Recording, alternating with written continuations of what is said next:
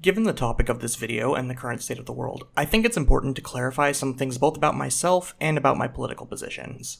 I am a Jew, but not a practicing one. I went to a lot of bar and bat mitzvahs, but I didn't have one myself. Additionally, I'm one of the Ashkenazim, or Germanic Jews, as opposed to the Sephardim and Mizrahim, who are largely of Iberian, North African, and Middle Eastern descent. In general, and please remember that phrase, because like any ethnic group, making wide-reaching statements about the Jewish people is reductive and leads to falsehoods, Israeli Jews are originally Sephardi or Mizrahi.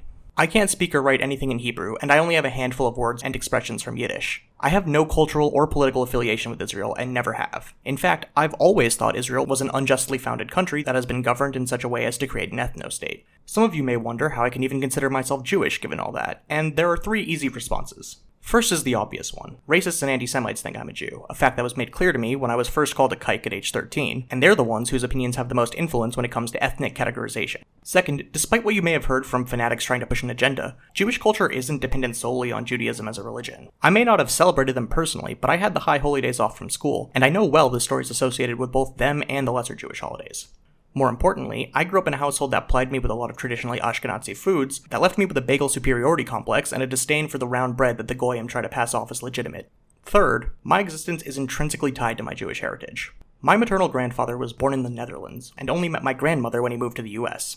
And he only did that because in the early 1940s, half his family was forcefully moved to Sobibor, where they were killed on arrival, and the other half fled to opposite sides of the planet, which for the record didn't keep him out of a concentration camp, just out of a death camp. All that to say, while I am absolutely proud of my Jewish heritage, I wholeheartedly support Palestine in its war against Israeli colonization, and denounce the atrocities being inflicted on the Palestinian people as a genocide. And since this video took long enough to make that the previous statement no longer adequately encapsulates the situation, let me future-proof it thusly. I stand firmly against any and all imperialist actions undertaken by the Israeli government, and denounce the unending support that the US government lends them. Now that I've gotten the genocide disclaimers out of the way, I can finally talk about comic books. I'm a fan of the comic book hero Moon Knight, and I mean fan in the sense of fan of a sports team or music group. Moon Knight is the guy I root for. He's my hometown hero in the landscape of superhero media. That's partially because he was my gateway into comics, but there are also just a bunch of small things about the character that really speak to me. I've been a Moon Knight fan since I was 10 or 11, and for almost the entire time since I started rooting for him, he's been a C-lister best known for a handful of edited panels that became memes. Even with the superhero boom of the 2010s, Moon Knight stayed firmly in the background, relegated to being the butt of jokes comparing him to Batman. I like rooting for an underdog, but I was never really expecting Moon Knight to hit the minor leagues, let alone the main stage. He's a really strange character that doesn't have a lot of mass appeal. That's one of the reasons I like him. But now, against all odds, Moon Knight is having a career renaissance. He had a live-action Marvel show that was relatively well received, and he's a playable character in the extremely popular Marvel Rivals. The depictions of Moon Knight in those 2 pieces of media are fine. I have my gripes with them, but neither really captured my attention enough to warrant analysis. Instead, I'm going to take a spike in relevance as an opportunity to talk about his fantastic 2016 comic book run, and specifically Death and Birth. One summer day in 2017, I was hanging out with some friends and we decided to hit up a local comic shop that was having a sale. I had started college the previous year, and comics were one of the hobbies that had gotten lost in the shuffle, so I had no idea what I was about to stumble into. While I was browsing, one of my friends called me over because she had found some copies of a new run of Moon Knight, and I was the only person she knew who actually cared about the guy. At the time, Moon Knight's last major foray had been in 2014. Although that run is absolutely key to Moon Knight's history, as it introduced both the Mr. Knight suit and the unforgivably underutilized bone armor with the beautiful big dumb bird head, it didn't really do anything for me as a story.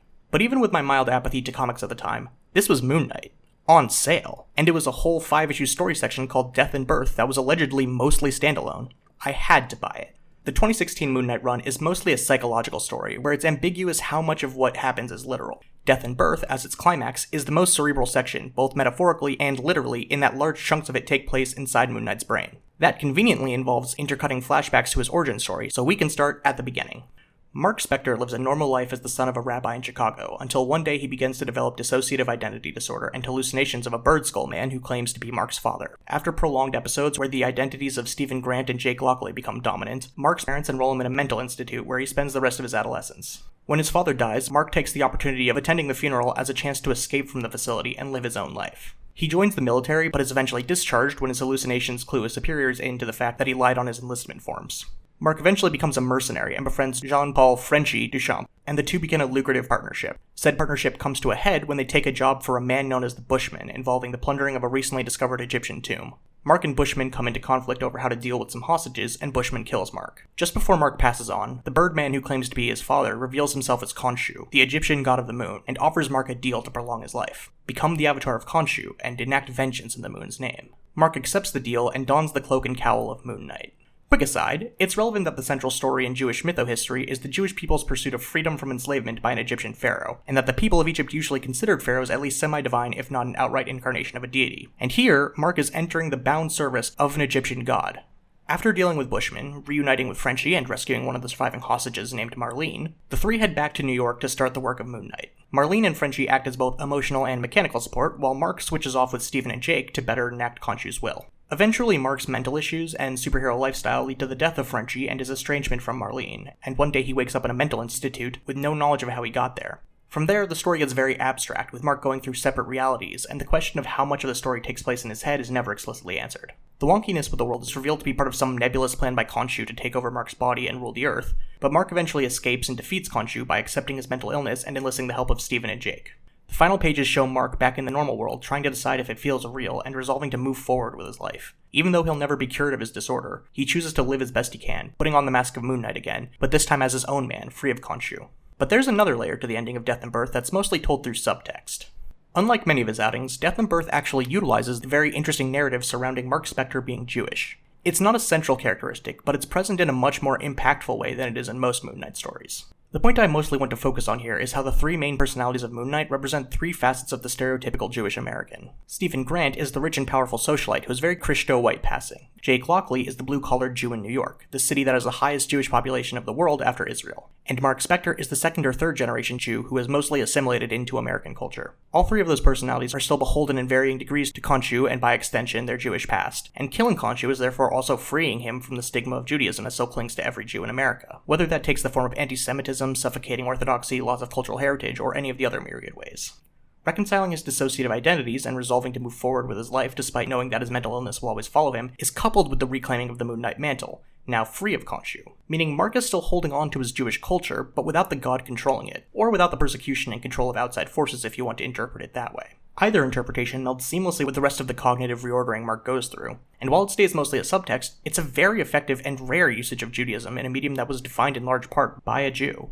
That ending may have given you the wrong idea about Moon Knight, so let's rewind a bit and look at the Mooncopter. This is peak Moon Knight, a bright white helicopter shaped like a crescent being driven by a gay Frenchman named Frenchie. This is the original reason I love Moon Knight. He is absolutely ridiculous. He is a wackadoo madman who runs around Lower Manhattan inflicting wanton violence while praying to the literal moon in the sky. The page quote for Moon Knight's entry on the Marvel Database fan wiki includes the line, "No one in this bar, myself included, knows precisely what I am capable of." It's that unpredictability, combined with how seriously he takes himself, that spoke to me when I first became a fan of Moon Knight.